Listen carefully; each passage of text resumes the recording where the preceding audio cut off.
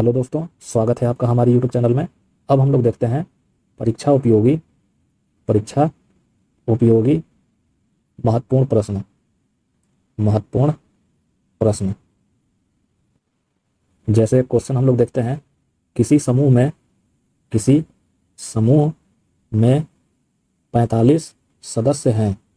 किसी समूह में 45 सदस्य हैं जिसमें जिसमें महिला महिला एवं बच्चे शामिल हैं।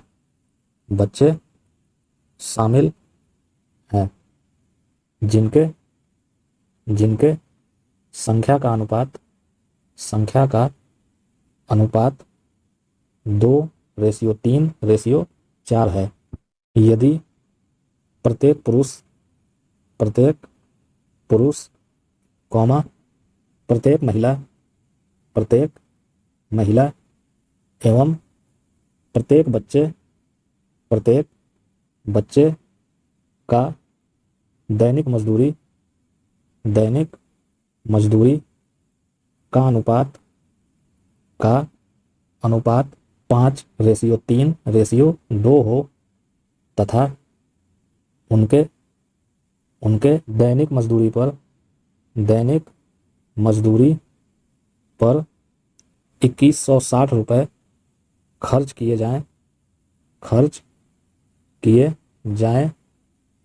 तो बताएं कि प्रत्येक मजदूर का दैनिक मजदूरी कितना रुपया है। तो इसका हम लोग सोल्यूशन देखते हैं। अब क्वेश्चन है, किसी समूह में 45 सदस्य हैं जिसमें महिला एवं बच्चे शामिल हैं जिनके संख्याओं का अनुपात 2:3:4 है। अच्छा, यहाँ पे पुरुष छूट गया है, इसे मैं लिख देता हूँ। जिसमें पुरुष, महिला एवं बच्चे शामिल हैं जिनके संख्याओं का अनुपात 2:3:4 है, यानी पुरुष का अनुपात 2 है, महिला का अनुपात 3 है और बच्चों का अनुपात 4 है।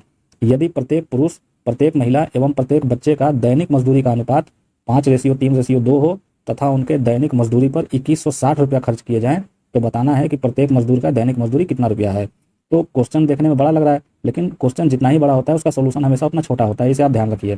तो अब यहाँ पे दिया है कि समूह में 45 सदस्य हैं जिसमें पुरुष, महिला और बच्चे शामिल हैं और इनके संख्याओं का अनुपात दिया है और इनके दैनिक मजदूरी का अनुपात दिया है। इसे हम लोग सबसे पहले नोट करते हैं।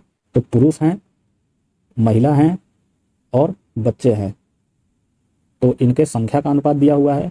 तो संख्या का अनुपात हम लोग नोट कर लेते हैं। तो 2:3:4 दिया है और इनके दैनिक मजदूरी का अनुपात दिया है, तो इसे भी हम लोग नोट कर लेते हैं। तो दैनिक मजदूरी ये हो जाएगा 5:3:2। तो पुरुष, महिला और बच्चों का संख्या का अनुपात 2:3:4 दिया है यहाँ प्रश्न में और इनके दैनिक मजदूरी का अनुपात 5:3:2 दिया है। इसे हम लोगों ने यहाँ नोट कर लिया, इनके संख्या का अनुपात और इनके दैनिक मजदूरी का अनुपात। तो दो पुरुष अगर एक दिन में 5 रुपया कमा रहा है तो इसका मतलब कि वह एक दिन में कितना कमाएगा, 10 रुपया। उसी तरह 3 महिला अगर एक दिन में 3 रुपये कमाएगी तो पूरे दिन में वो कितना कमाएगी, 9 रुपया। उसी तरीके से 4 बच्चे 2 रुपये के हिसाब से पूरे दिन में कितना कमाएंगे, 8 रुपया। तो हम लोग यहाँ पे कुल मजदूरी का अनुपात निकालते हैं। तो कुल दैनिक मजदूरी तो ये हो जाएगा, इन दोनों को गुणा कर देंगे तो ये हो जाएगा 10, इन दोनों को गुणा कर देंगे तो ये हो जाएगा 9 और इन दोनों को गुणा कर देंगे तो ये हो जाएगा 8। तो ये हो जाएगा 10:9:8। अब यहाँ प्रश्न में दिया है कि दैनिक मजदूरी पर 2160 रुपया खर्च किया जा रहा है। तो जो 10, 9 और 8 मिला, इन तीनों का जो योगफल होगा वो 2160 के बराबर कर देंगे और वहां से एक बराबर निकालेंगे और प्रश्न में जो पूछा जा रहा है उसके अकॉर्डिंग आंसर दे देंगे। तो तीनों का योगफल कितना हो जाएगा, 10, 9, 19 और 19, 8, 27। तो 27 बराबर हो जाएगा 2160 और यहाँ से हम लोग एक बराबर निकालेंगे तो एक बराबर हो जाएगा 2160/27 और 27 से 2160 80 बार में विभाजित हो जाएगा तो एक बराबर हो गया 80। अब पूछा जा रहा है कि प्रत्येक मजदूर का दैनिक मजदूरी कितना रुपया है। तो प्रत्येक मजदूर का दैनिक मजदूरी मतलब प्रत्येक पुरुष, प्रत्येक महिला और प्रत्येक बच्चे का दैनिक मजदूरी बताना है। तो हम लोग देखते हैं दैनिक मजदूरी का अनुपात कितना है। तो यह है 5:3:2, यानी 5 में गुणा अगर 80 से कर दिया जाए तो प्रत्येक पुरुष का दैनिक मजदूरी निकल आएगा। 3 का गुणा 80 में कर दिया जाएगा तो प्रत्येक महिला का दैनिक मजदूरी ज्ञात हो जाएगा। उसी तरह 2 का गुणा 80 में कर दिया जाएगा तो प्रत्येक बच्चे का दैनिक मजदूरी ज्ञात हो जाएगा। अगर ये पूछा जाता है कि प्रत्येक मजदूरी का कुल दैनिक मजदूरी कितना है, तो प्रत्येक मजदूर का मतलब पुरुष, महिला और बच्चों का ही निकालना होता है।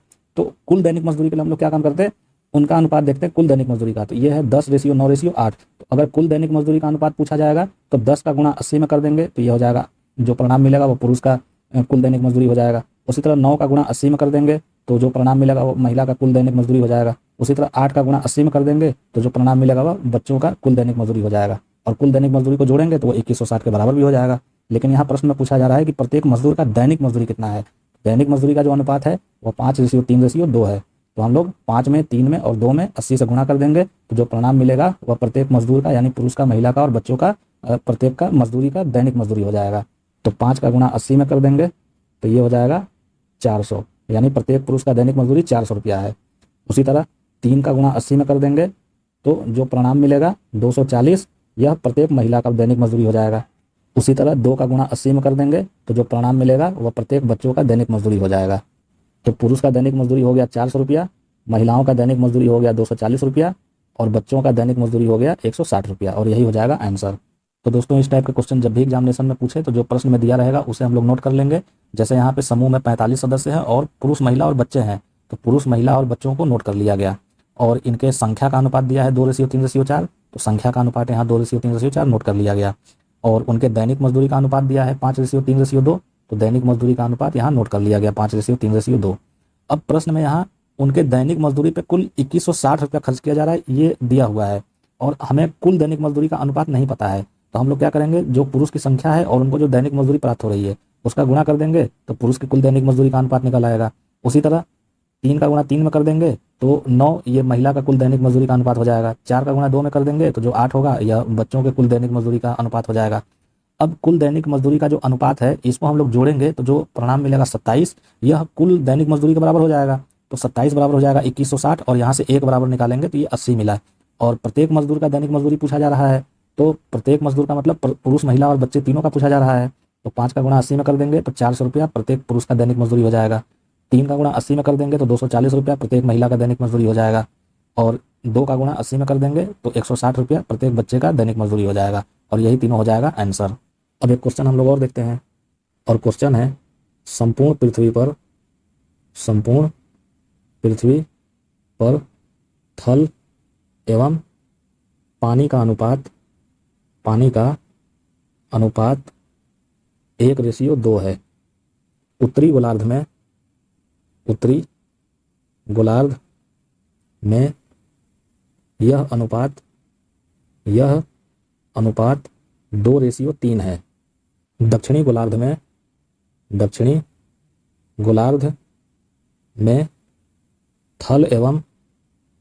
थल एवं पानी का अनुपात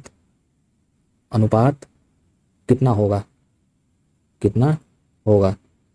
तो इसका हम लोग सॉल्यूशन देखते हैं। अब क्वेश्चन है संपूर्ण पृथ्वी पर थल एवं पानी का अनुपात 1:2 है। उत्तरी गोलार्ध में यह अनुपात 2:3 है। तो दक्षिणी गोलार्ध में थल और पानी का अनुपात कितना होगा ये बताना है। तो सबसे पहले तो हम लोग संपूर्ण पृथ्वी का जो थल और पानी का अनुपात दिया हुआ है इसे हम लोग नोट करते हैं। तो संपूर्ण पृथ्वी का थल और पानी, इसका अनुपात दिया हुआ है 1:2।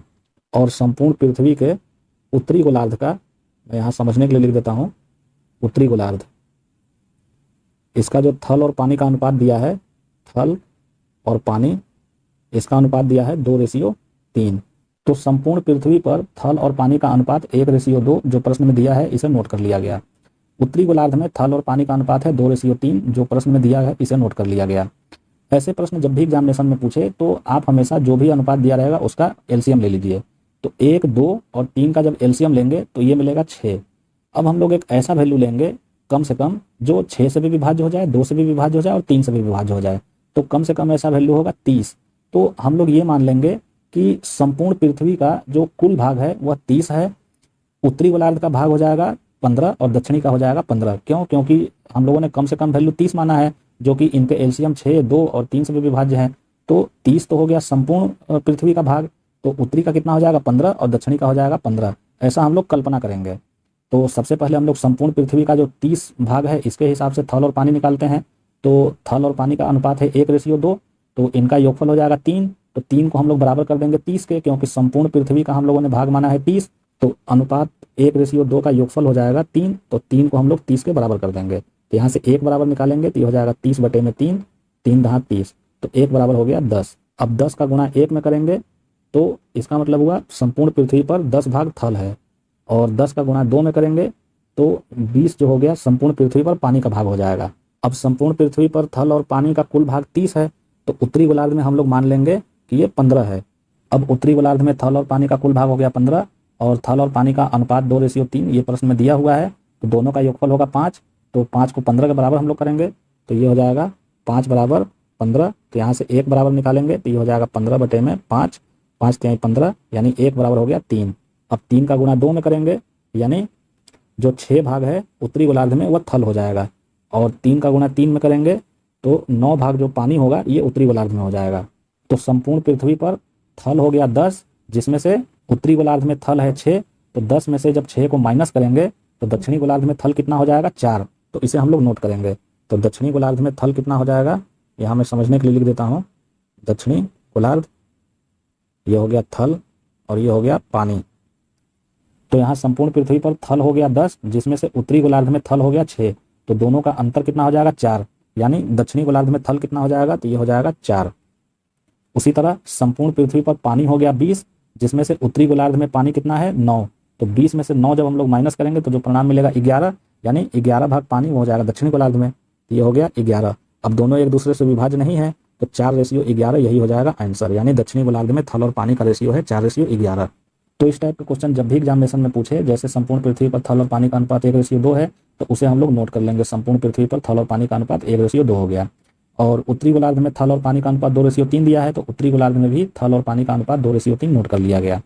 अब हम लोग एक ऐसा वैल्यू लेंगे अधिक से अधिक जो कि इन सबसे विभाज्य हो जाए, 2 से भी विभाज्य हो जाए, 3 से भी विभाज्य हो जाए, और जो इनका एलसीएम है 1, 2 और 2, 3 का, यानी 6, उससे विभाज्य हो जाए। तो हम लोग अधिक से अधिक वैल्यू मान लेंगे 30।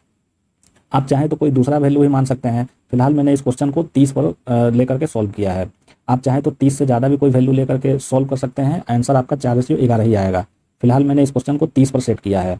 तो हम लोग ये मान लेंगे कि संपूर्ण पृथ्वी पर जो है थल और पानी का कुल भाग 30 है, और यहाँ पे अलग अलग अनुपात प्रश्न में दिया है 1:2, तो इन दोनों के अनुपात का योगफल हो जाएगा 3, तो 3 को 30 के बराबर कर देंगे, तो यहाँ से 1 बराबर निकालेंगे तो ये मिला 10।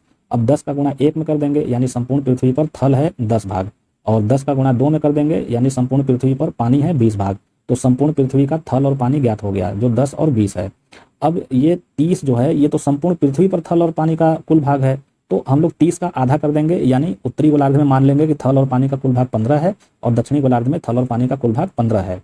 तो जब उत्तरी गोलार्ध में थल और पानी का कुल भाग हम लोग 15 मानेंगे, तो यहाँ प्रश्न में जो थल और पानी का अनुपात दिया हुआ है 2:3, इनके अनुपात का जब योगफल करेंगे तो ये मिलेगा 5, तो ये 5 इस 15 के बराबर हो जाएगा, तो यहाँ से 1 बराबर निकालेंगे तो ये मिला 3। अब 3 का गुणा 2 में करेंगे तो ये हो गया 6, यानी उत्तरी गोलार्ध में 6 भाग थल हो गया, और 3 का गुणा 3 में जब करेंगे तो दक्षिणी उत्तरी गोलार्ध में पानी का जो कुल भाग है वह 9 हो गया। अब संपूर्ण पृथ्वी पर थल है 10, जिसमें से उत्तरी गोलार्ध में थल है 6, तो 10 में से 6 जब हम लोग माइनस करेंगे, यानी दक्षिणी गोलार्ध में थल हो जाएगा 4। उसी तरह संपूर्ण पृथ्वी पर पानी है 20, जिसमें से उत्तरी गोलार्ध में पानी है 9, तो 20 में से 9 को जब माइनस करेंगे तो ये हो जाएगा 11, यानी दक्षिणी गोलार्ध में पानी हो जाएगा 11, और दोनों एक दूसरे से विभाज्य नहीं है, तो 4:11 यही आंसर हो जाएगा। अब एक क्वेश्चन हम लोग और देखते हैं, और क्वेश्चन है किसी राशि को A, B, C में 2:3:4 में नहीं बांटकर गलती से 1/2:1/4:1/4 में बांट दिया जाता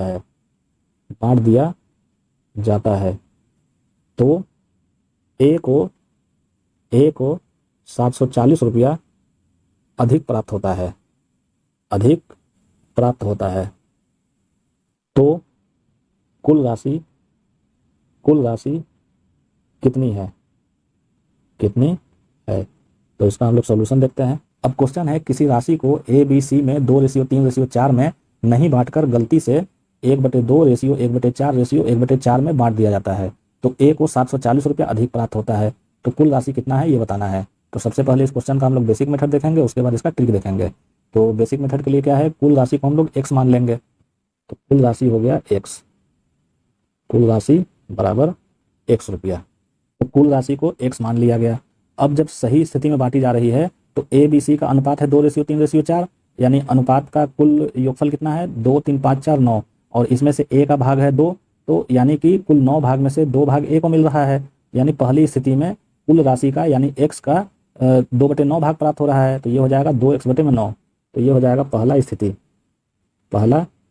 स्थिति। तो a बराबर कितना हो गया, 2x/9। और ए बी सी का जो गलती से अनुपात बांट दिया जा रहा है वह 1/2 रेशियो 1/4 रेशियो 1/4 बांट दिया जा रहा है। इसको हम लोग सबसे पहले सीधा अनुपात में बनाते हैं, तो 2 4 4 का एलसीएम हो गया 4, तो ये हो जाएगा 2 दूनी 4, 4 एकम 4 और 4 एकम 4। यानी ए बी सी का गलती से जो अनुपात बांटा जा रहा है वो 2:1:1 बांटा जा रहा है। तो गलती से 2:1:1 में बांट दिया जा रहा है। अब यहाँ अनुपात का योगफल हो जाएगा 4 और कुल राशि है 100 रुपया, और यहाँ भी ए को 2 भाग प्राप्त हो रहा है, तो यानी कि 4 भाग में से 2 भाग ए को प्राप्त हो रहा है गलती से। तो दूसरी स्थिति में क्या हो जाएगा, दूसरी स्थिति ए बराबर हो जाएगा 2x/4।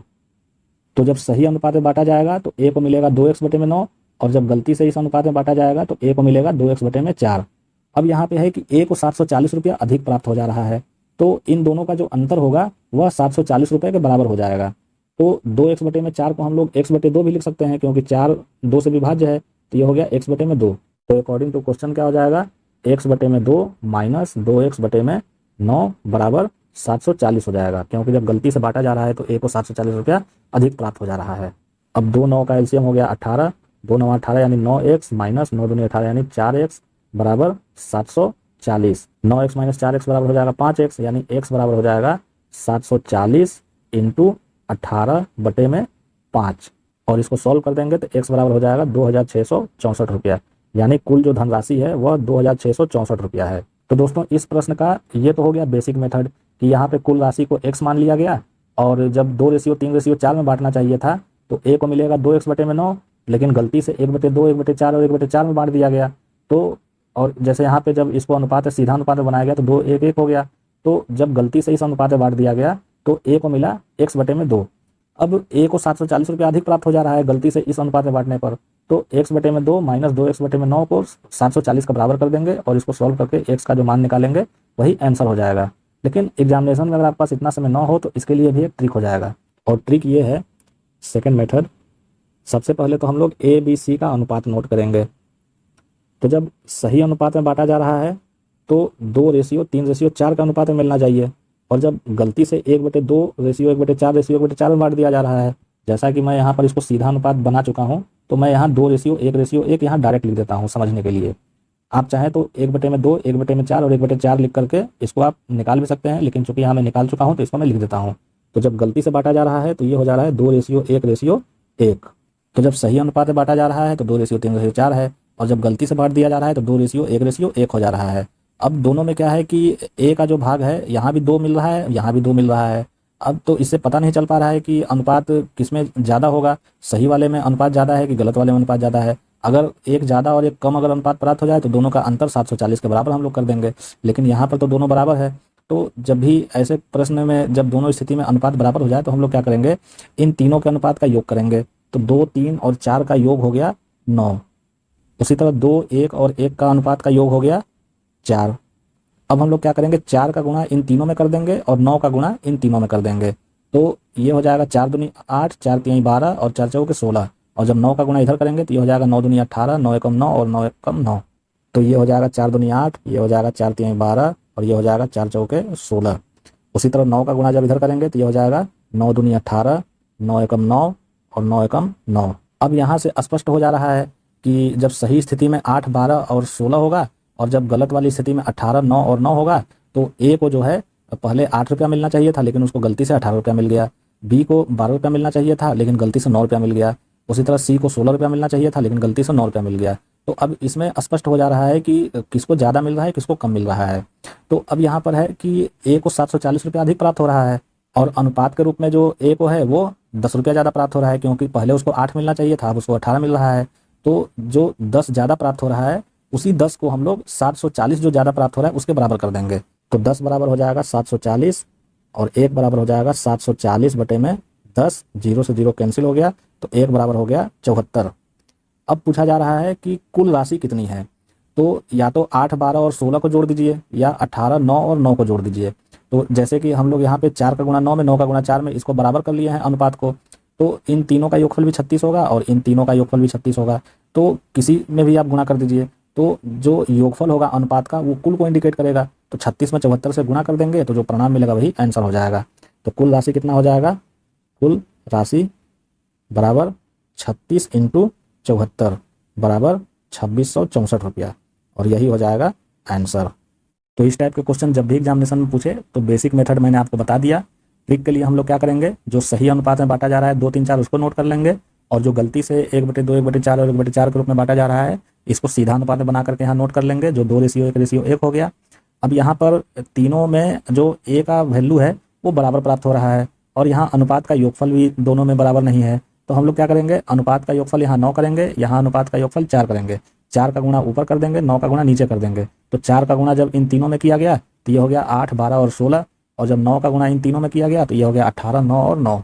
अब यहाँ पे ए को 8 रुपया मिलना चाहिए था, लेकिन उसको 18 रुपया मिल गया, यानी उसको 10 रुपया ज़्यादा मिल जा रहा है। और प्रश्न में दिया भी है कि ए को 740 रुपया अधिक मिल रहा है, तो यही 10 740 के बराबर हो जाएगा। और यहाँ से हम लोग एक बराबर निकालेंगे तो ये हो गया 74। अब पूछा जा रहा है कि कुल राशि कितनी होगी, तो अनुपात का योगफल कुल को इंडिकेट करता है, तो या तो 8, 12, 16 या तो 18, 9, 9 किसी को भी जोड़ दीजिए, तो अनुपात का योगफल तो 36 ही प्राप्त होगा। तो 36 में 74 से गुणा कर देंगे तो जो 2664 रुपया होगा यही कुल राशि हो जाएगा। तो दोस्तों आज के टॉपिक में बस इतना ही। अगर आपको हमारे द्वारा पढ़ाया गया टॉपिक पसंद पड़ा हो तो ऐसे ही मज़ेदार ट्रिक सीखने के लिए और किसी भी एग्जाम को क्रैक करने के लिए आप हमारे चैनल को लाइक करें, सब्सक्राइब करें और अपने दोस्तों के साथ शेयर करें। धन्यवाद।